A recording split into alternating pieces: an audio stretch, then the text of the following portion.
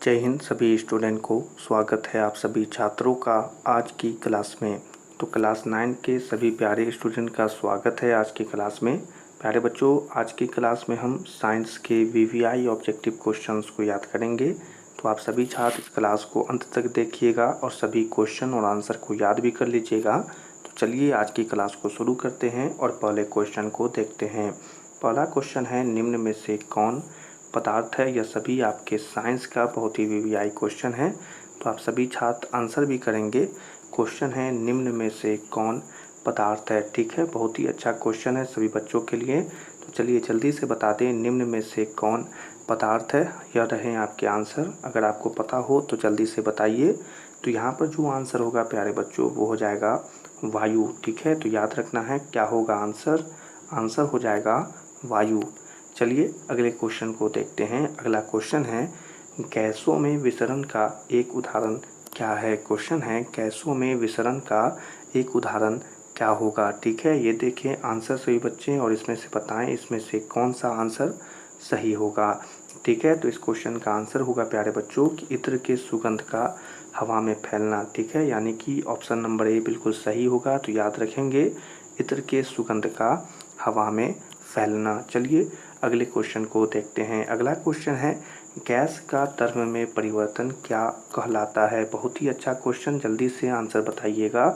Gas का तरल में परिवर्तन क्या कहलाता है। ठीक है, क्वेश्चन बहुत ही अच्छा है। देखें इसके आंसर देखें और बताएं कि क्या कहलाता है। तो आंसर होगा कि संघनन कहलाता है। ठीक है, याद रखेंगे क्या हो जाएगा आंसर। आंसर हो जाएगा संघनन कहलाता है। ठीक है, तो याद रखना है सभी बच्चे को।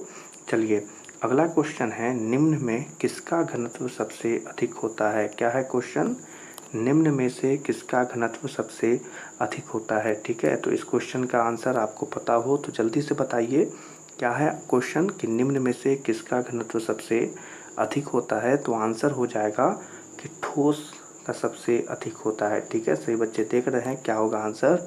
आंसर हो जाएगा यहाँ पर कि ठोस का सबसे अधिक होता है। ठीक है, चलिए अगले क्वेश्चन की तरफ बढ़ते हैं। अगला क्वेश्चन है सभी बच्चों के लिए, किस अवस्था में अणुओं की ऊर्जा सबसे कम होती है। क्या है क्वेश्चन, किस अवस्था में अणुओं की ऊर्जा सबसे कम होती है। यहाँ से आपसे पूछ रहा है कि किस अवस्था में अणुओं की ऊर्जा जो है वह सबसे कम होती है, यानी सबसे कमज़ोर और कम कह सकते हैं। तो यहाँ पर जो इसका आंसर बनेगा वो हो जाएगा ठोस।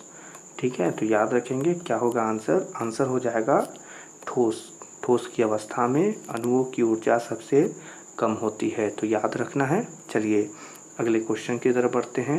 अगला क्वेश्चन है, पदार्थों की किस अवस्था में अंतरानुक बल प्रबलतम होता है। क्या है क्वेश्चन, पदार्थ की किस अवस्था में अंतरानुक बल प्रबलतम, प्रबलतम समझते हैं ना, वही बोल रहा है कि प्रबलतम होता है। ठीक है, तो यहाँ पर भी इस क्वेश्चन का आंसर याद करने में आसानी होगी क्योंकि यहाँ पर भी इस क्वेश्चन का आंसर ठोस ही होगा। ठीक है, तो यानी कि 3 को क्वेश्चन हमने अभी आपको पढ़ाया उस सभी में आंसर क्या होगा, तो होगा ठोस। ठीक है, चलिए अगले क्वेश्चन की तरफ बढ़ जाते हैं। सभी बच्चे ध्यान से पढ़ेंगे।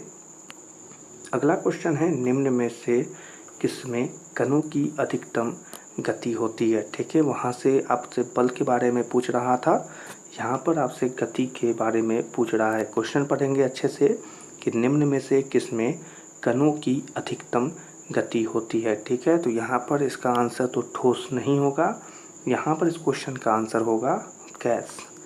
ठीक है, गति सबसे अधिक किसमें होगी, तो गैस में होगी। तो सही बच्चे याद रखेंगे। ठीक है, चलिए अगले क्वेश्चन की तरफ बढ़ते हैं। अगला क्वेश्चन है, जल का क्वथनांक कितना होता है। ठीक है, जल्दी से बताएं इस क्वेश्चन का आंसर कि जल का क्वथनांक, या यह भी कह सकते हैं कि जल कितने डिग्री सेल्सियस पर उबलेगा, उसे ही क्वथनांक भी कहते हैं कि जल का क्वथनांक कितना होता है। तो आंसर होगा इस क्वेश्चन का 100 डिग्री सेल्सियस। ठीक है, तो बहुत बच्चों को इस क्वेश्चन का तो आंसर पता ही रहा होगा। ठीक है, तो आप भी याद रख लीजिए 100 डिग्री सेल्सियस। चलिए अगले क्वेश्चन की तरफ बढ़ते हैं।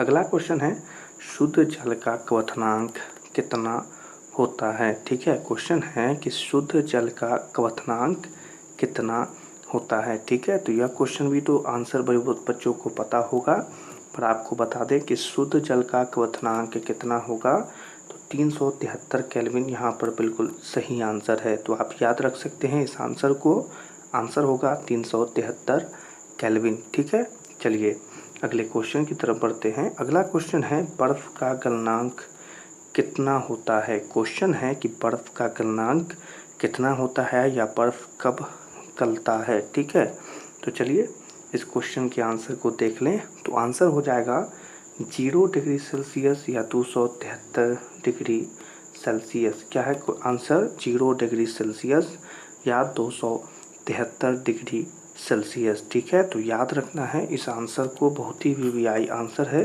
और क्वेश्चन भी वीवीआई है। ठीक है, तो चलिए इसी आंसर के साथ आज की क्लास को यहीं पर समाप्त करते हैं। आप सभी प्यारे स्टूडेंट क्लास में पढ़ाए गए सभी क्वेश्चन और आंसर को याद कर लीजिएगा। तो आज की क्लास को यहीं पर समाप्त करते हैं। क्लास पसंद आई हो तो इस क्लास को लाइक कर दें और अपने क्लास 9th के फाइनल एग्ज़ाम के लिए और मंथली एग्ज़ाम के लिए चैनल को सब्सक्राइब करें, ताकि आपको वीवीआई ऑब्जेक्टिव क्वेश्चंस और साथ ही सब्जेक्टिव क्वेश्चंस भी आसानी से प्राप्त हो। सभी छात्रों से मिलेंगे अगली क्लास में। तब तक के लिए आप सभी छात्रों को जय हिंद।